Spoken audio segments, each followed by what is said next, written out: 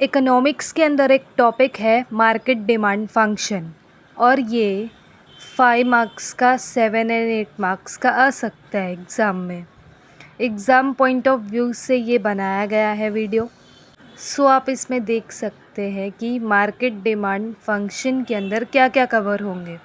Introduction, meaning, market demand function formula, schedule and last one is diagram. So इसमें ये सब cover होते हैं। ये वीडियो बहुत ही हेल्पफुल है एग्ज़ाम पॉइंट ऑफ व्यू से। Please watch this video till the end. So now let's get started. So now अब हम फर्स्ट इंट्रोडक्शन के पार्ट पे आ चुके हैं। इसमें क्या दिया हुआ है, चलिए आइए देखते हैं। The concept of market demand function is developed by Alfred Marshall in his books Principles of Economics in 1890. Here he explained behavior of demand with price. So introduction बहुत ही सिंपल है जो कि अल्फ्रेड मार्शल ने दिया है ये, and इसमें बताया गया है कि रिलेशनशिप क्या है डिमांड एंड प्राइस के बीच का। सो आइए देखते हैं मीनिंग का पार्ट। सो अब हम मीनिंग के पार्ट पे आ चुके हैं जो कि अल्फ्रेड मार्शल ने दिया है। सो हम देखते हैं इसमें क्या है। According to Alfred Marshall, market demand is the demand of several consumers at different price level given a period of time. So देखा आपने, बहुत ही सिंपल डेफिनेशन दिया है अल्फ्रेड मार्शल ने मार्केट डिमांड का। According to the price level of the commodity and according to the income of the consumer. So it depends on both. So we will get market demand. So अब हम market demand function formula के part पे आ चुके हैं, and इसमें क्या है देखते हैं आइए। The market demand function can be stated as follows. M of dx is equal to f of px, y, ps, pc, t, a, n, u, bracket close. So इसका फुल फॉर्म नीचे दिया गया है, where m of dx is equal to market demand for commodity of x. P of x is equal to price of commodity x. P of s is equal to price of substitute goods. P of c is equal to price of complementary goods. Y is equal to income. T is equal to taste and preference. A is equal to advertising outlay. N is equal to size of population or the consumer. And last one is U is equal to other factors. सो ये है market demand function का दिया गया। सो अब हम आगे के part में कंटिन्यू देखेंगे क्या दिया है। सो अब हम कंटिन्यू पार्ट पे आ चुके हैं। इसमें दिया गया है कि in order to estimate the market demand for a given product a linear market demand function is used. Since a linear market demand function is stated below. So नीचे आप देख रहे हैं कि इसमें दिया गया है कि m of dx is equal to c plus b1 p of x plus b2 of y plus b3 p of s plus b4 p of c plus b5 of y plus b6 of t plus b7 of a plus b8 n plus b9u। So उसके नीचे दिया गया है कि ये सब क्यों ऐसा दिया गया है। Here c is a constant term. So नीचे हमने देखा कि यहाँ जो c दिया गया है वो कॉन्स्टेंट टर्म है। अब जो b1, b2, b3, b4, b5 etcetera ये सब जो दिए गए हैं आर कोएफिशिएंट है which show the quantitative relationship of the independent variable with the market demand. सो इसमें क्या दिया गया है कि जो इंडिपेंडेंट वेरिएबल है उसका क्वांटिटेटिव रिलेशनशिप है वो, एंड इंडिपेंडेंट वेरिएबल कभी भी क्या होता है, इंडिपेंडेंट वेरिएबल कभी भी प्राइस होता है, जो कि इसको डिफरेंट वे में इधर दिया गया है। हम अगर इंडिपेंडेंट वेरिएबल को प्राइस भी बोलेंगे तो कोई प्रॉब्लम नहीं है।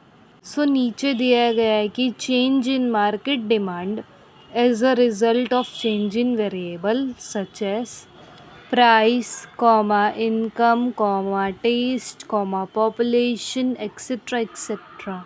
सो आप देख सकते हैं इसमें कि जब मार्केट डिमांड चेंज होता है तो इसमें वो भी चेंजेस देखने को मिलते हैं, जैसे इनकम हो गया, टेस्ट हो गया, प्रेफरेंस हो गया, प्राइस हो गया, पॉपुलेशन हो गया, या कॉम्प्लीमेंट्री गुड्स हो गया, सप्लीमेंट्री गुड्स हो गया, एक्सेट्रा एक्सेट्रा। आपने जो भी इसमें देखा है, जो फॉर्मूला आपने शुरू में देखा था, सो इसमें चेंजेस देखने को मिलते ही मिलते हैं।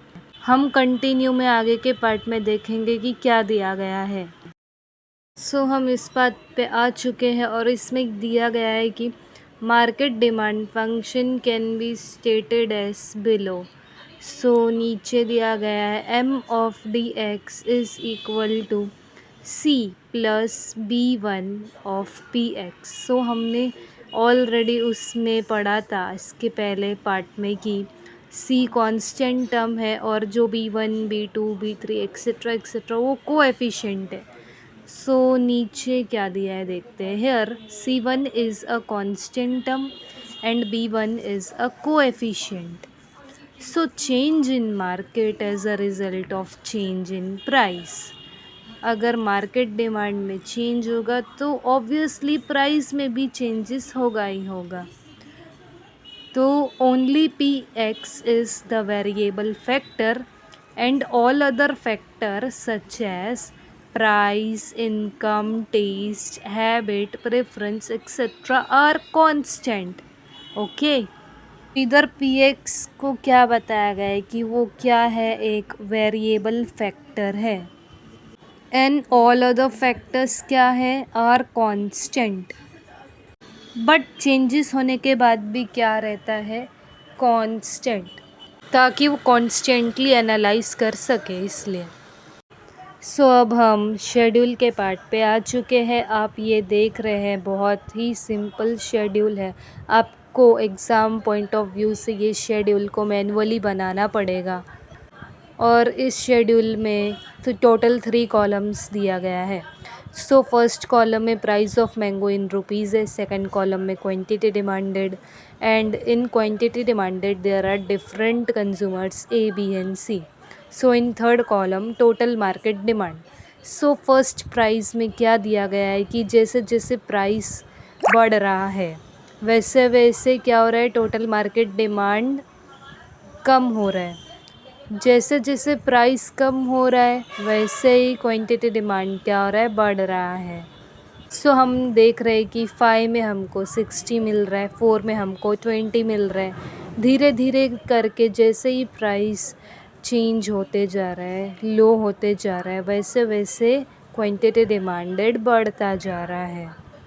जैसे हमको 3 में 180 मिल रहा है, 2 में 240 मिल रहा है and last one is very low price that is ₹1। We get quantity demanded as 300 mangoes. Okay, so हम कंटिन्यू शेड्यूल का पार्ट देखेंगे कि उसका एक्सप्लेनेशन दिया गया है क्या है, देखते हैं आगे। सो अब हम ये पार्ट पे आ चुके हैं जो कि शेड्यूल का कंटिन्यू पार्ट है। सो हम इसमें देखेंगे कि कंटिन्यूसली टेबल के नीचे आपको ये सब बताना पड़ेगा, लिखना पड़ेगा। In about schedule we observe. So first point में दिया गया है different consumers A, B and C have demanded different quantity due to change in income. जैसे जैसे कंज्यूमर के इनकम में चेंजेस आता है वैसे वैसे उसका डिमांड क्या होता है, चेंज होता है। So as per the income of the consumer, we can see consumer demand as per according to behavior. So but behavior of all consumers is same. So हम देख रहे हैं कि इधर सेकंड पॉइंट भी नीचे दिया गया है जो कि with the help of first point से वो एक्सप्लेन किया गया है, उसको कैच किया गया है। तो when price is very high that is ₹5, limited quantity demanded in market that is 60 mangoes only. So हमने देखा कि जैसे प्राइस बढ़ रहा है वैसे ही क्वांटिटी डिमांड क्या हो रहा है, कम हो रहा है। सो अब हम थर्ड पॉइंट में देखेंगे कि उसका वाइस वर्सा है। Okay, when price is very low that is ₹1, maximum quantity demanded in market that is 300 mangoes. Okay, so इधर हमने देखा कि जब प्राइस लो रहता है सो क्वांटिटी डिमांडेड क्या होता है, बढ़ता है। आपने इसमें देखा मार्केट डिमांड के फंक्शन के शेड्यूल में कि वो कैसे वाइस वर्सा वर्क करता है मार्केट में, according to the price level of the commodity and according to the income of the consumer and also the demand. Okay, so अब हम डायग्राम के पार्ट पे आ चुके हैं जो कि with the help of schedule ये बनाया गया है और ऑल्सो इसको एक्सप्लेन किया गया है इन अ सिंपल वे में, ताकि आप एग्ज़ाम में भी लिख के आ पाए। बहुत ही सिंपल वे में इसको बताया गया है एंड शॉर्ट भी है ये, बहुत आपको मार्क्स भी अचीव होंगे। बट ये एक बार देख लीजिए कि कैसा बनाया गया है और दिया गया है। इसमें डायग्राम भी बहुत सिंपल है और इसमें दिया गया है कि एक्स एक्सिस पे क्वांटिटी डिमांडेड है एंड वाई एक्सिस पे प्राइस आर शोन हो रहा है। सो इधर एक डिमांड कर्व भी आप देख रहे हैं, डी दिया गया है जिसको, और सो ये लेफ़्ट टू राइट जा रहा है। सो आप देख रहे हैं जो कि स्लोप डाउनवर्ड कर रहा है और उसका जो रिलेशनशिप भी होता है वो इन्वर्स होता है। और ये फ्लैटर स्लोप भी है क्योंकि इंडिविजुअल डिमांड के कंपैरिजन में ये नेगेटिव तो है ही, क्योंकि इसका रिलेशनशिप इन्वर्स है। सो फ्लैटर स्लोप भी है और डिफरेंट कंज्यूमर्स है, डिफरेंट डिमांड है, डिफरेंट प्राइस लेवल है एंड इनकम भी डिफरेंट है कंज्यूमर का, income also matters. So just diagram के नीचे एक्सप्लेनेशन दिया है कि क्या क्या है उसमें। सो आपको एग्ज़ाम पॉइंट ऑफ व्यू से इसको ऑल्सो बनाना पड़ेगा डायग्राम। सो नीचे देखते हैं क्या in about diagram we observe. So first point में दिया गया है कि on X axis quantity demanded and on Y axis price of commodity are shown. So इसको ओनली लिखा गया है एज इट इज़, डायग्राम को देख के बनाया है जो लिखा है। एंड सेकेंड पॉइंट में क्या है कि D is demand curve sloping downward from left to right. आप देख ही रहे हैं वो जो कव जा रहा है वो लेफ़्ट टू राइट जा रहा है, स्लोप डाउनवर्ड भी हो रहा है। सो थर्ड पॉइंट में as price and quantity demanded have inverse relationship. So आपको ऑलरेडी मैंने बताया था कि वाइस वर्सा है, due to vice versa. So इसको इन्वर्स रिलेशनशिप दिया गया है। सो इसका नेगेटिव स्लोप होता है। आप देख रहे हैं कि जैसे प्राइस बढ़ रहा है वैसे ही क्वांटिटी डिमांडेड घट रहा है, जैसे ही प्राइस घट रहा है वैसे ही क्वांटिटी डिमांडेड बढ़ रहा है। सो ये इन्वर्स रिलेशनशिप हुआ और नेगेटिव स्लोप भी इसको बोला जाता है। सो फिफ्थ पॉइंट में दिया है कि as compare to individual demand market demand has flatter slope.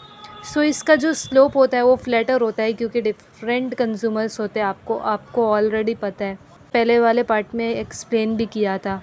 सो ये है पूरा डायग्राम लास्ट वन, जो कि आपको इसको एग्ज़ाम में भी लिख के आना है। अगर आपको एग्ज़ाम पॉइंट ऑफ व्यू से ये पूरा लिख के आना चाहते हैं तो भी चलेगा, आपको इसमें मार्क्स भी अचीव होगा इजीली। और ये पूरा जो वीडियो है वो शॉर्ट एंड सिंपल वे में भी बनाया गया है और कॉन्सेप्ट भी बहुत अच्छे से क्लियर हुआ है और ये बहुत ही हेल्पफुल है एग्ज़ाम पॉइंट ऑफ व्यू से। ये बहुत हेल्पफुल है, आपको पूरा बनाया मिल रहा है इधर क्वेश्चन आंसर कैसे लिख के आने का एग्ज़ाम में। सो थैंक यू इस वीडियो को एंड तक देखने के लिए। मैं और भी क्वेश्चन आंसर्स के वीडियो अपलोड करने वाली हूँ इकोनॉमिक्स के। Subscribe for more videos.